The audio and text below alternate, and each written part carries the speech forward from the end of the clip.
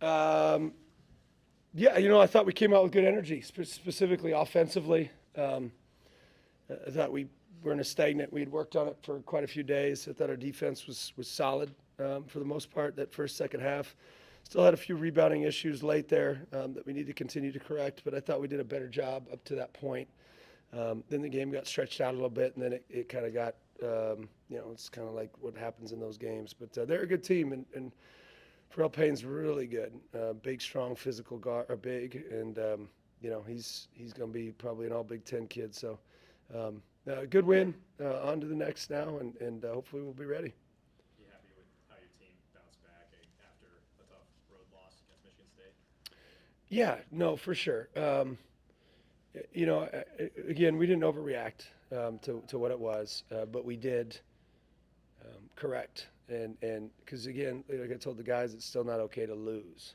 It's still not there. And so, um, like I've said ad nauseum, like this whole thing isn't going to be easy, and it's going to take time. You don't just get anointed. Like, you don't just come in and say, "Oh, here we're just going to go win the Big Ten." Like, here you go.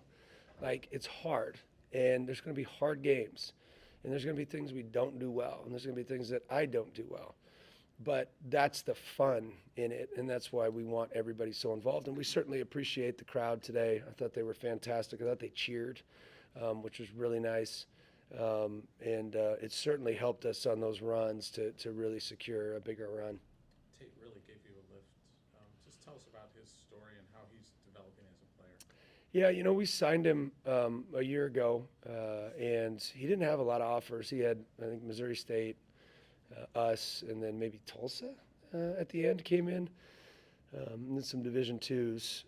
And so, we thought he'd be really good, mid-major player, and we got here and we're like, well, we're a high school program and we need a kid that's going to develop. We weren't sure how long it would take him.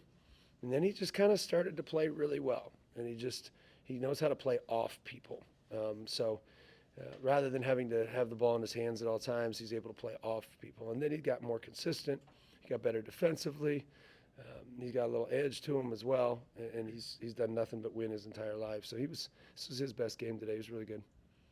What does a win like this do for the team's confidence heading into Iowa State next week? It probably doesn't change it a ton. I mean, I don't know. Confidence is kind of earned through practice and through the effort that you put in.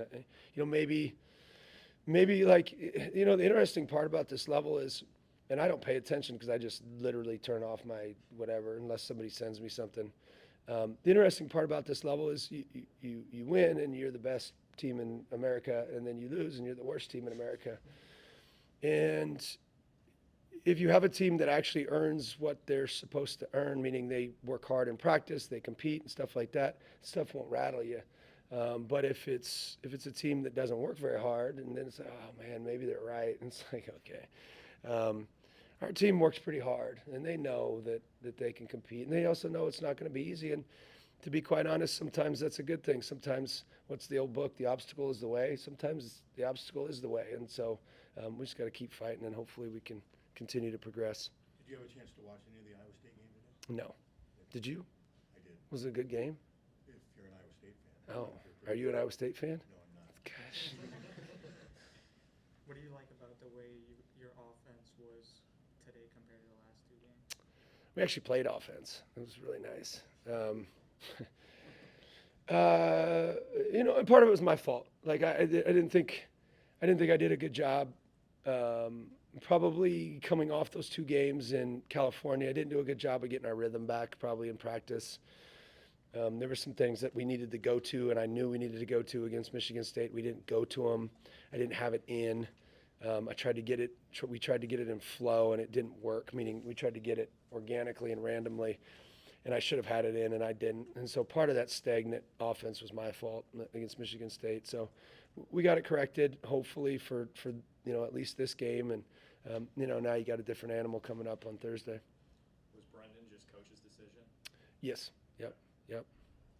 How long do you anticipate Trey Thompson being out? A little while. I think. Yeah. I mean, I think he's got some some injury stuff, so I'm not supposed to talk about.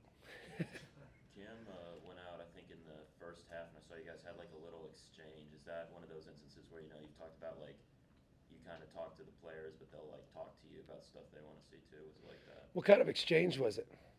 It just looked like you guys were talking about something for a good couple of seconds. And was the exchange like, hey, how you doing? Or was it more? It was more, no, it seemed more like constructive criticism. Constructive criticism. It's a good way to put that. Yeah. My wife gives me a lot of constructive criticism. Yeah. She probably needs to, though. Cam is one that, like, he's a truth teller, and when you get on him, if he feels like he's right, he's going to tell you he thinks he's right. And, to be quite honest, a lot of times he is right. If he comes back at you. If he doesn't come back at you, then he's probably wrong. So you can have those. It's just like an energetic conversation, right? Constructive criticism. And in the heat of competition, like, I can't sit here and, say, hey, next time, could you please really nicely box out? It's more, we need to box out. And then he's like, Coach, I did. He was over here. Oh, I got you. Okay. And I'm a little bit excitable anyway, so. Cam had 3 assists and he had a couple nice passes, especially in the second half. What makes him a good passer down low like that? I don't know. I wouldn't have ever said that about him, but he had a good couple passes today, didn't he? Yeah, he did. That's why I was asking. He understands the offense. He really understands it. He's got a grip on it. He understands how to get from thing to thing. And we need him to be a good passer today, because Alvaro's out with fouls. And then, Trevin, we put him in at a tough time. We're on a run. And we put him in, and we shouldn't have. It's always tricky to put a freshman in when you're on the run. You almost got to do it when it's kind of stagnant. And then because then they make a run back, and it's like it's not his fault, but it feels like it is, and it's not. And he's an elite passer as well. So to answer your Cam question, No, you can't talk about officials, but all the whistles in the second half. How do you manage that as a coach to try to get your team through those situations? yeah, you just play more players. I mean, that's what you got to do is play more players.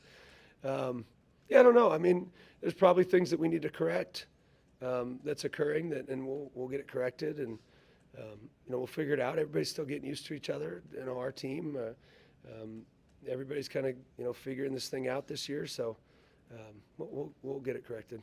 You had more steals than turnovers. What does that mean to you as a coach? It means we took the ball back from them more than we gave it up. It's a heck of a deal, isn't it? I thought our hands were active. That was good.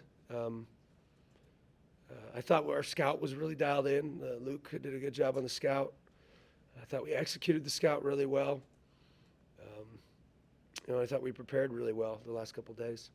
With Brendan, is there something more you want to see from him in practice? Just curious as to. Yeah, these are like tricky situations. These are tricky situations because Brendan, if he's not our best teammate, he's one of them. I mean, he's an elite teammate. Like there's no pout in him, and he could easily pout right now, and he's not. He fights in practice every day. He fought in the Michigan State game.